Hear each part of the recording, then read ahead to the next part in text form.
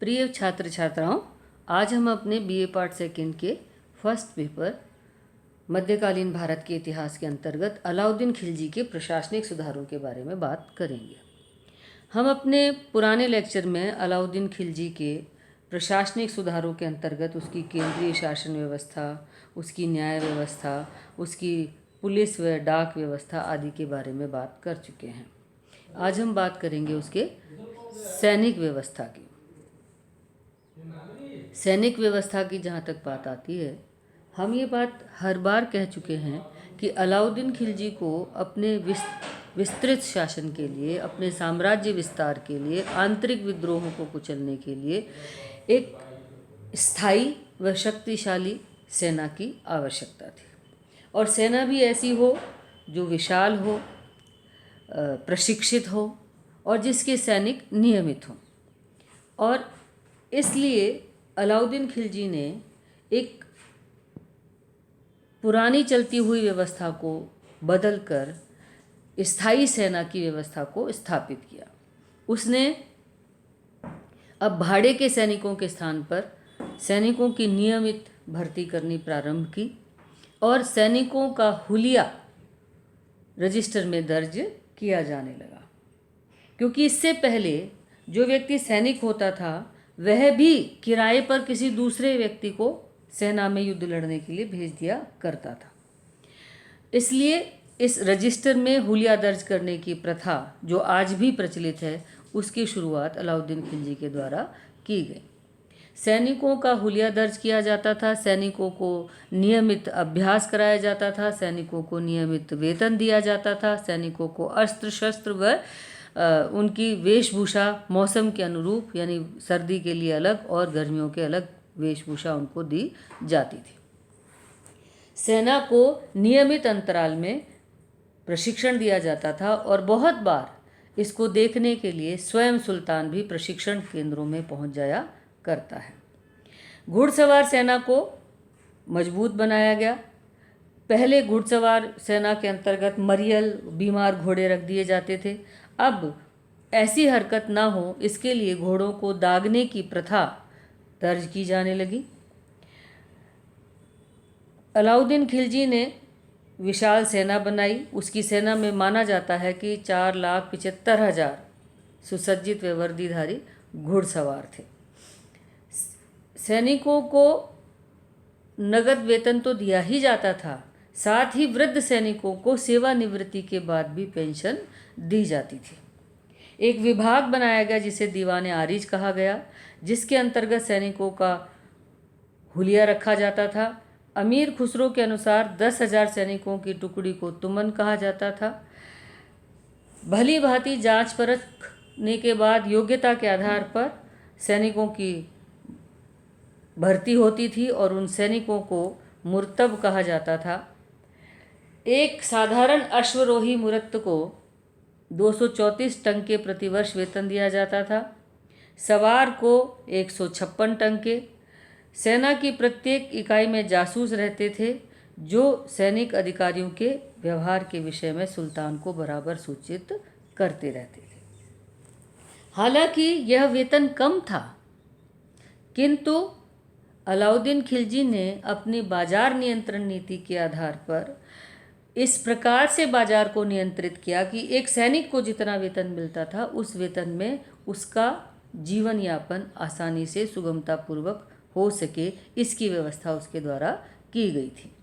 और यही नतीजा था कि नियमित प्रशिक्षण, सैनिकों का हुलिया, घोड़ों को दागने की प्रथा आदि के होने से, अस्त्र शस्त्र अच्छे होने की वजह से, विशाल सेना होने की वजह से अलाउद्दीन खिलजी ने उत्तर भारत व दक्षिण भारत पर विजय हासिल कर अपने साम्राज्य का विस्तार करने में सफलता प्राप्त की।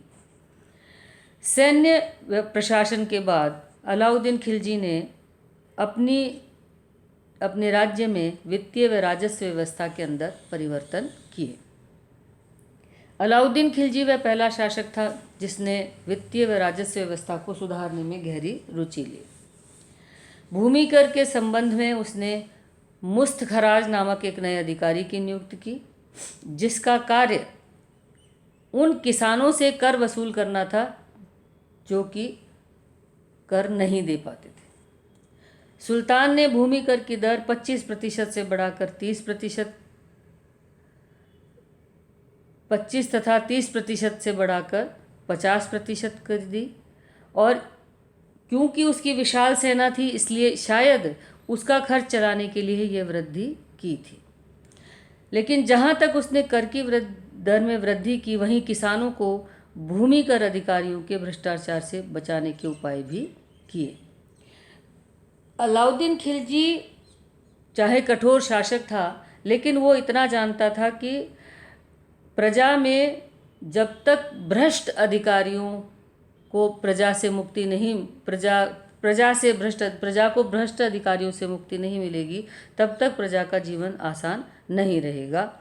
इसलिए अलाउद्दीन खिलजी ने भ्रष्ट व दोषी अधिकारियों व कर्मचारियों के लिए कठोर दंड की व्यवस्था की। राजस्व का एकत्रीकरण बिस्वा के आधार पर किया जाता था। जजिया कर भी लिया जाता था, किंतु ब्राह्मणों, स्त्रियों, बच्चों, पागलों व निर्बलों से जजिया नहीं लिया जाता था। मुसलमानों को भी ज़कात कर अनिवार्य रूप से देना पड़ता था। खम्स अब राज्य की आय का महत्वपूर्ण साधन बन गया, क्योंकि इससे पहले खम्स और खराज युद्ध में लूटे हुए जो लूट का जो माल था, उसमें से खम्स सेना को बांट दिया जाता था, क्योंकि सेना को नियमित वेतन नहीं दिया जाता था।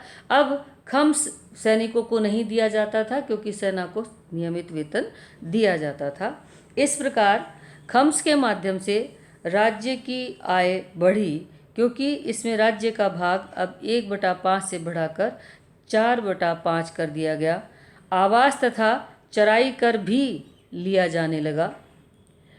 उसके द्वारा कई आर्थिक सुधार भी किए गए। विशाल साम्राज्य को नियंत्रित करने के लिए व विशाल सेना को संचालित करने के लिए उसे कोष की अत्यंत आवश्यकता थी। अतः उसके द्वारा महत्वपूर्ण आर्थिक सुधार किए गए। इतिहासकार जियाउद्दीन बर्नी ने अपनी पुस्तक तारीख़-ए-फ़िरोज़शाही, अमीर खुसरो ने अपनी पुस्तक खज़ाइनुल फुतूह और इब्न बतूता ने अपनी पुस्तक रेहला और इसामी की पुस्तक फुतूह सलातीन में इन आर्थिक सुधारों के बारे में हमें जानकारी प्राप्त होती है। अलाउद्दीन खिलजी ने बाज़ारों में मूल्य का निर्धारण किया और बाज़ार पर नियंत्रण किया। उसके द्वारा मूल्यों को निर्धारित कर गेहूँ प्रतिमन 7.5 जीतल, जौ प्रतिमन 4 जीतल, धान प्रतिमन 5 जीतल, उड़द प्रतिमन 5 जीतल, चना प्रतिमन 5 जीतल, मोठ प्रतिमन 5 जीतल, शक्कर प्रति सेर 7.5 जीतल, गुड़ प्रति सेर 1.5 जीतल, मक्खन प्रति 3 सेर 1 जीतल, सरसों का तेल प्रति 2.5 सेर 1 जीतल, नमक प्रति 2.5 सेर 5 जीतल उसके द्वारा निर्धारित किए गए। इनके अतिरिक्त उसने बाट, माप और तोल को भी निर्धारित किया। उस समय के हिसाब से 1 मन 12 सेर और 14 सेर के बीच होता था। चांदी का 1 टंका 46 से 48 जीतल के बराबर होता था।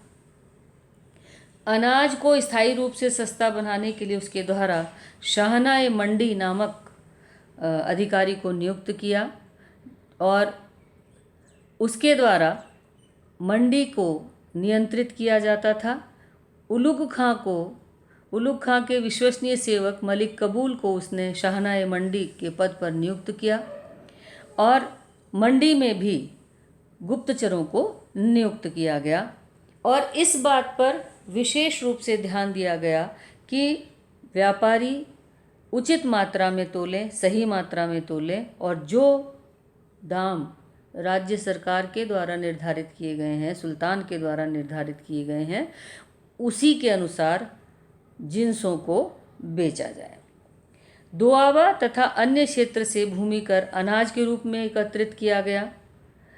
यह व्यवस्था इसलिए की गई कि अनाज का भंडारण इतना कर लिया जाए कि अकाल और सूखा पड़ने की स्थिति में लोगों को अनाज प्राप्त हो सके। व्यापारियों को शाहनाए मंडी के सुपुर्द कर दिया गया और सुल्तान ने यह आदेश दिया कि राज्य के समस्त प्रदेशों के व्यापारी शाहना की प्रजा समझे जाएंगे।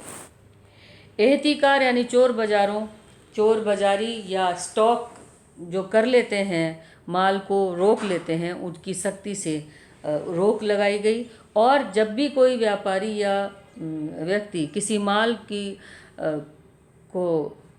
कालाबाजारी करता हुआ मिलता था या माल को इकट्ठा करे हुए मिलता था तो उसको सख्त दंड दिया जाता था।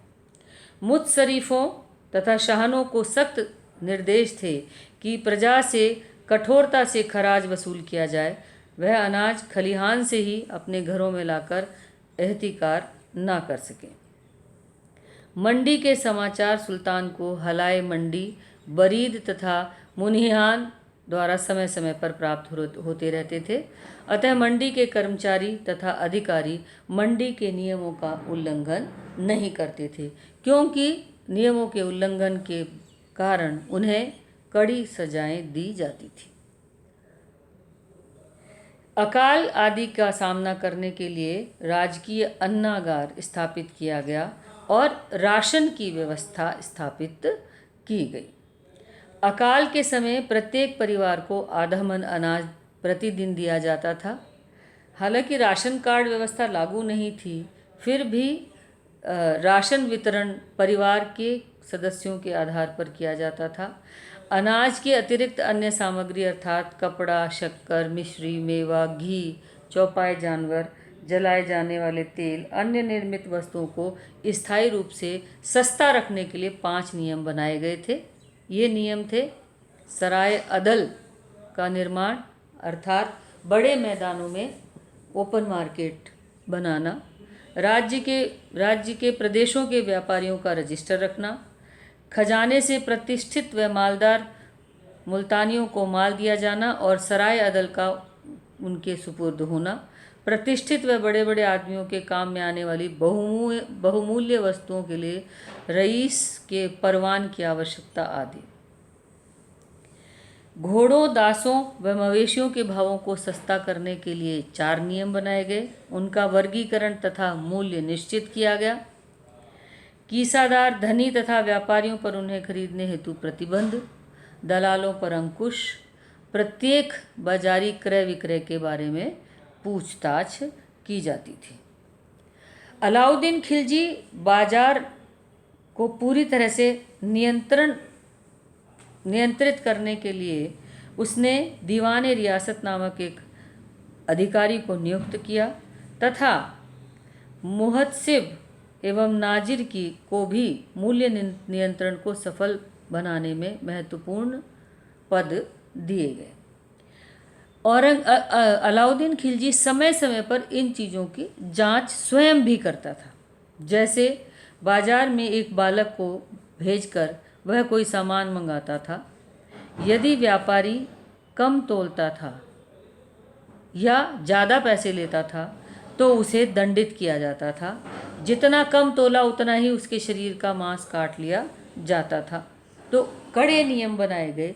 बाट माप तोल के माप को निर्धारित किया गया, मानदंडों को निर्धारित किया गया और कोई भी व्यापारी ना तो कम तोल सकता था और ना ही ज़्यादा पैसे ले सकता था। इस प्रकार हम ये देखते हैं कि बाजार नियंत्रण के माध्यम से अलाउद्दीन खिलजी ने पूरे बाजार और व्यापारियों पर अपना नियंत्रण स्थापित कर लिया। इस बाजार नियंत्रण का नतीजा यह निकला कि सेना और सैनिकों का खर्च आसानी से निकल जाता था, लेकिन इसका बुरा असर व्यापार पर पड़ा क्योंकि व्यापारियों को इस व्यापार में घाटा हो रहा था। व्यापारियों की आर्थिक स्थिति अत्यंत दयनीय व शोचनीय होती चली गई थी और बहुत से व्यापारी सिर्फ अलाउद्दीन खिलजी के डर के कारण व्यापार कर रहे थे, वे व्यापार को छोड़ना चाहते थे। इस प्रकार हम ये देखते हैं कि अलाउद्दीन खिलजी ने अपने व्यापारिक सुधारों के माध्यम से, अपने प्रशासनिक सुधारों के माध्यम से अपने साम्राज्य में महत्वपूर्ण कार्य किए और अपने साम्राज्य को सुचारू रूप से संचालित किया।